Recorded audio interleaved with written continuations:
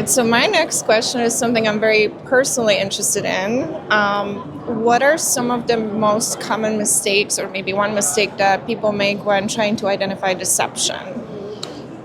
The easiest answer is that people think they can identify deception. It's probably the biggest mistake. Historically, people have been trained or just have gut feelings. You can identify if somebody's lying based on their physical behavior.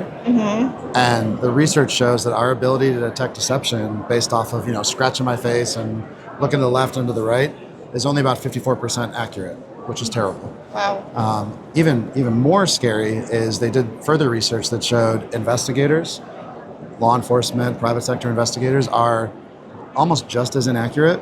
However, they're more confident in their wrong assumption. Wow, okay. And so a lot of times what happens is we walk into an interview or a confrontation with somebody and there's probably a presumption that they're lying or hiding something. So we have confirmation bias, which is a problem. But we're trying to figure out, are they lying to me? Are they telling me the truth? And if you walk in assuming that they're lying, and now they scratch their face and look sideways and they're fidgety, that just confirms to us, well, then I was right the whole time. When maybe they're just nervous talking to you. Maybe something else is going on. So I think that the number one myth is that we rely too much on physical behavior and not enough on the actual information that we're getting. Interesting. And you mentioned gut feeling. So how relevant is that? How much of a role does, and I don't even know how you measure that, obviously. I don't know. It's gut checking, that even if you have this gut feeling or this kind of like, all right, something feels off, well, investigate it. Ask questions and try to find what is some actual reliable information I can use to assess credibility versus just relying on this kind of pseudoscience. I didn't like the way the person answered me. Okay. All right. So take your time, gather information, and just slow down. Right. Yeah, slow down. If you want to tell somebody's lying to you, let them talk. I mean, that's the easiest thing to do. Get the information. A lot of people are not so great at listening, though, right? So that's nobody's good at listening. Yeah. People like to just talk. I like to talk, but the best communicators are the best listeners.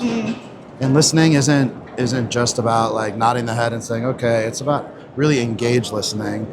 Are you understanding? Are there gaps in somebody's story that you want to further qualify? Is there a part that they're uncomfortable sharing? Are there words that need kind of further probing questions? So it's not just pretending to listen, it's really being engaged in the listening process. Absolutely. I love that. Well, I think we can take a lot of that and apply not just to our security, our industry, but also just our personal interactions with people, right? We make assumptions about friends, about significant others, coworkers all the time.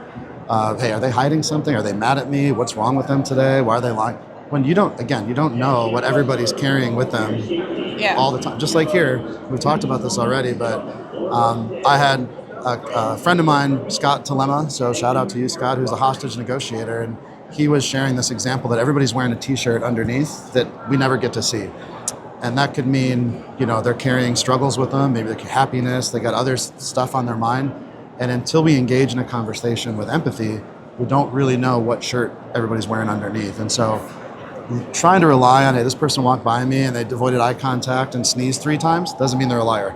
Let's give them some chance to maybe express what they're actually feeling. That's so true. And everyone is going through something, bigger or smaller, it doesn't matter. Yeah. Everyone's dealing with something. So I think like you travel a lot as well. The amount of times I go through the metal detector at TSA, and it probably looks like I'm carrying like cocaine with me and a weapon, because you walk through a metal detector and I walk differently for some reason. What if I was having a bad day? What if I'm the idiot that forgot my bottle of water in my backpack and now I'm panicking about that?